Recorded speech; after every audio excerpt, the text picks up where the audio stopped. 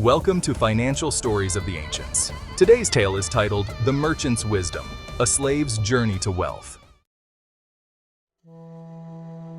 Under the scorching sun of ancient Babylon, Naram sat in his shaded courtyard, the scent of ripe figs and fresh bread wafting through the warm air.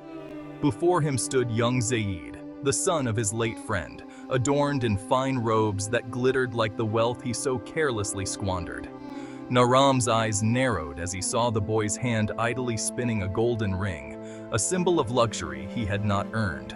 A bead of sweat formed on Naram's brow, slowly trailing down his weathered cheek, but his gaze remained sharp, unyielding. The wind outside stirred, and the distant neighing of horses momentarily broke the silence. Zaid shifted, uncomfortable under the weight of the merchant's stare, but Naram remained still, his voice steady as he began to speak. "Thou art a fool, Zaid," Naram said, his voice low and deliberate. The words hit like a hammer against stone. "Thou spendest thy father's wealth as though the world owes thee. Dost thou believe that riches fall from the heavens, or that the gods smile only upon thee?" Zaid flinched at the sharpness of Naram's words, but his pride kept him silent. Naram leaned forward, his old bones creaking under the weight of years, but his spirit remained as strong as the day he first earned his freedom. "Listen, boy, for I shall tell thee a tale, one thou needest to hear if thou hast any hope of not ending in ruin." He wiped the sweat from his forehead with the back of his hand, the weariness of a life hard-earned evident in the gesture. "I was not always a man of wealth, Zaid. Once I was but a slave.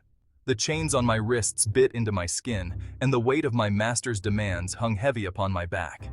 Yet in my suffering, I kept my eyes open and my mind sharper than any blade." The boy's eyes flicked toward the distant market, where the sounds of merchants haggling and the clatter of oxen carts filled the air. Zaid's disinterest stung, but Naram pressed on, his voice rising with urgency. "I remember the day I bought my freedom as if it were yesterday. The sweat dripped from my brow, as it does now, mixing with the dust of the market as I toiled. My master gave me a single chance, to run a small stall for him. It was nothing, a pitiful offering to most, but I saw it for what it was, an opportunity." His voice cracked, recalling the hunger that had gnawed at his belly and the exhaustion that had nearly brought him to his knees. "I worked harder than any man in Babylon. Not because I wished to remain a slave, but because I refused to die as one. Day after day, night after night, I saved what little I could.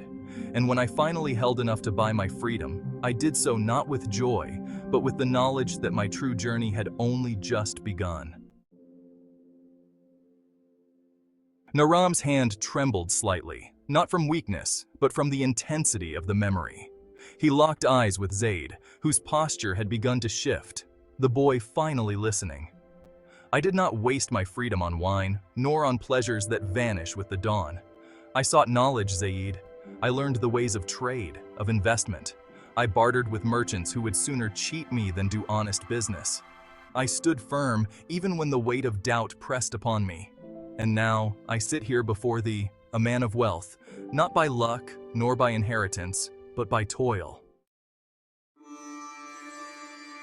The boy swallowed hard, a flicker of understanding beginning to form in his eyes. Naram stood then, his shadow falling over the young man. "Thy father, may he rest in peace, built his fortune with hands like mine, scarred and calloused from work. But I see not a single callus on thy soft palms, Zaid. Thou art wasting what was built with sweat and blood, as if it were endless."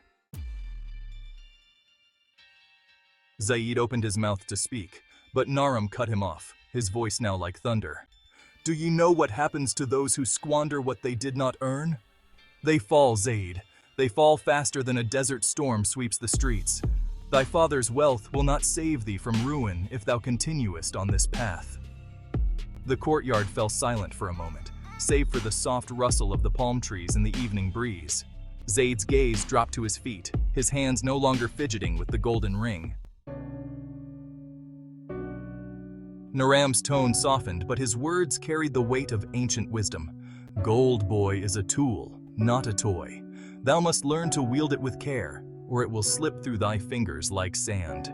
Remember this: true wealth is not in riches alone, but in the wisdom to use them wisely. I speak not to shame thee, but to save thee. Thy father would want no less." Zaid looked up, his face flushed with a mix of shame and realization. The once carefree gleam in his eyes had dimmed, replaced with the beginnings of humility. "I understand, Naram," Zaid whispered, his voice cracking with emotion. "I shall heed thy words." Naram nodded slowly, his heart heavy but hopeful. "See that thou dost, Zaid. For Babylon may be full of wealth, but it is also full of ruin for those who do not respect it." As Naram watched the boy leave his courtyard, a quiet peace settled over him. He had given Zaid what his father could no longer provide, the hard-earned wisdom of a man who had once been a slave, yet refused to live as one. And in the quiet, as the sun dipped below the horizon, Naram whispered to himself, "May he learn before it is too late." For more financial stories of the ancient, don't forget to like, share, and subscribe.